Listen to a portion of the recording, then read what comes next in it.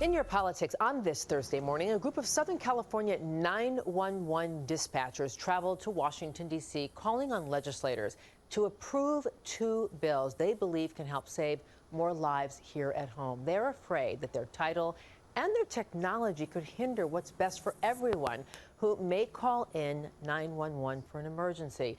To explain, let's go to our M. Wynn on Capitol Hill. M, kind of break this down for us.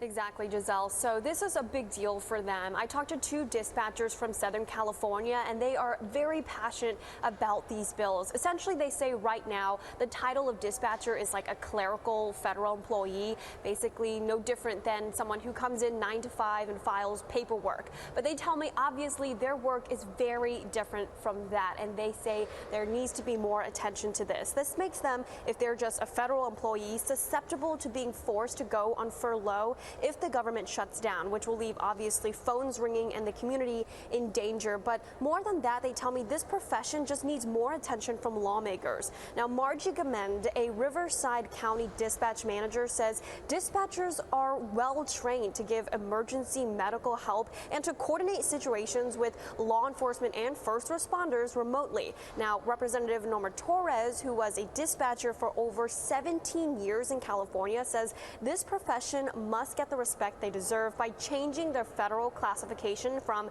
quote, office and administrative support to first responders in her 911 Saves Act.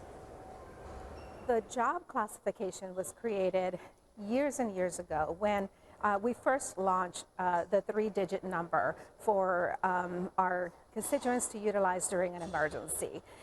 The stress level that they have to work under, not knowing what type of call they're going to answer when that phone rings. The most happiest was when I helped I believe she was 8 or 9, do the Heimlich on her dog. Now, Gamend tells me there's another problem. Many dispatch centers across Southern California need technology upgrades as soon as possible, including where she is. Now, that leads us to the second bill, the Next Generation 911 Act, meant to deploy new systems across the country. And Gamend tells me emergency calls are coming in not just through phone calls, what we usually see, but through text messages and videos. So they have like 6 screens in front of them. She says they desperately need more accurate locators and tells me about this really tragic instance where better technology may have saved a life. And actually, I was the supervisor on duty, and my dispatcher took the call of a female who had been taken. I believe it was by her ex-boyfriend, and thrown in the trunk. And it was unfortunate at the time that our technology or our availability of finding out where that cell locator was to be able to find her, we couldn't find her. I don't know, almost 12 years later, I still don't know what happened to her. The Next Generation 911 Act is sponsored by another California lawmaker, Anna Eshoo of Palo Alto, and would authorize $12 billion in federal funding to help state and local governments update their systems.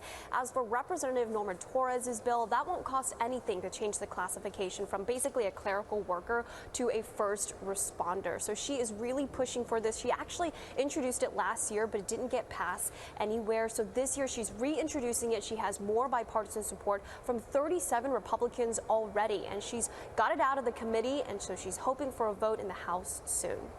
Well, maybe that story about a woman not being able to be found because the technology needed an upgrade will help change the minds. Thank you so much, Em. Really great reporting.